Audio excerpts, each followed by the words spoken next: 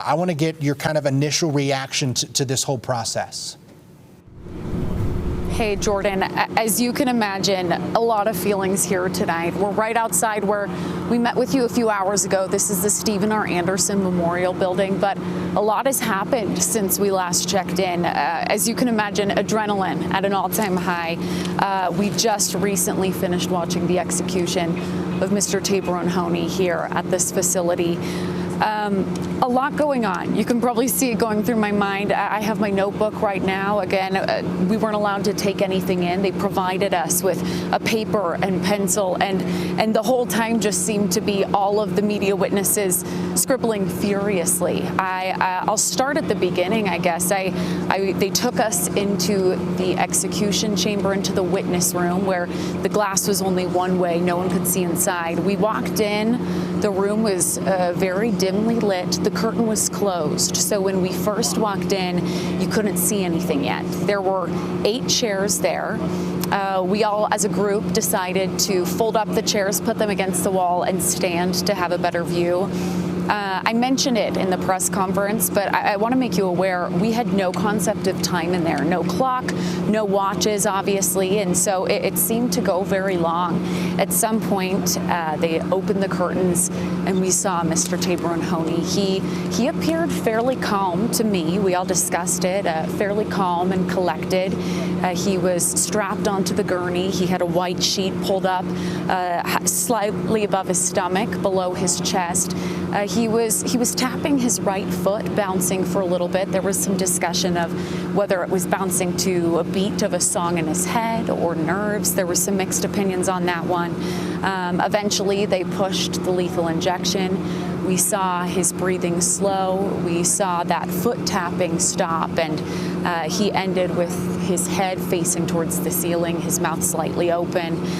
We waited there for a while until they closed the curtains. The medical examiner did examine him. We didn't witness that until they told us the medical examiner did pronounce him dead. And at that time, Jordan, we had the opportunity to go into the execution room, and after they cleaned it, it smelled very much like chlorine and bleach. We looked around, and then we came back here to the Stephen Anderson building and shared our experiences as witnesses. Jordan, I know that was a lengthy description that I just shared with you, but as you mentioned, there were 7 of us media witnesses, and obviously this isn't something that we take lightly. I can only speak for myself. This isn't something that you want to see every day, but I do feel like my job as a journalist is to report the truth and report the story and tell the story to everyone who might not be able to be there to witness it. And so I feel like it's part of my duty and my responsibility tonight as a journalist to be here, Jordan. So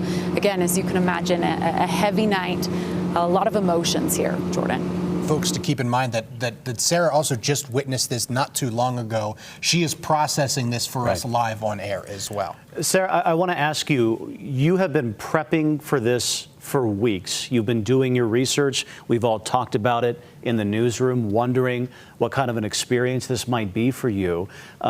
Interesting to note, you were asked, as well as the other media witnesses, if you would be comfortable seeing something like this again, and you raised your hand. So I want to ask you, did what you witnessed today match up with the expectations you had going into it?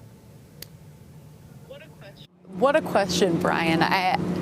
I'll be honest, I don't know if you have expectations going into this type of thing. Having never experienced something like this before, you don't know what to expect. I went in, and I will say it was longer than I expected, calmer than I expected. But again, echoing what I said before, witnessing an execution, it is not something myself or I feel many others would take lightly. It's no small thing, and it's not something you necessarily want to do, but it is a matter of our journalistic responsibility to share the story. So again, I don't know. You can prepare, right? You can prepare to try and understand this case and what's happened here and what the timeline of what might happen this evening, but you can't prepare as far as what an execution looks like if that's something you've never really gone through before, Brian and Jordan.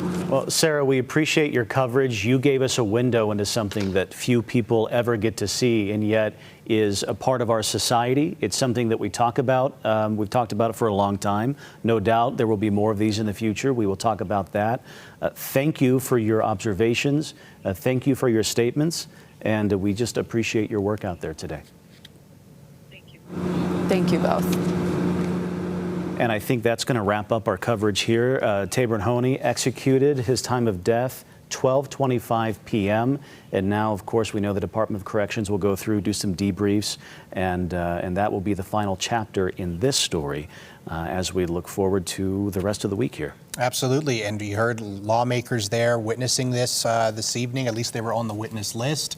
There's going to be questions more about the use of this death penalty. There's going to be more debate, as you heard from the protesters there, and we will continue to follow this as there are several inmates still on death row here in Utah. This is part of our commitment to bring these big community events to you, to cover the news as it happens, whenever it happens. The time now, 2:55 a.m. We appreciate you being with us, and we do hope to see you back here later today. For now, from all of us here at ABC4, have a good morning.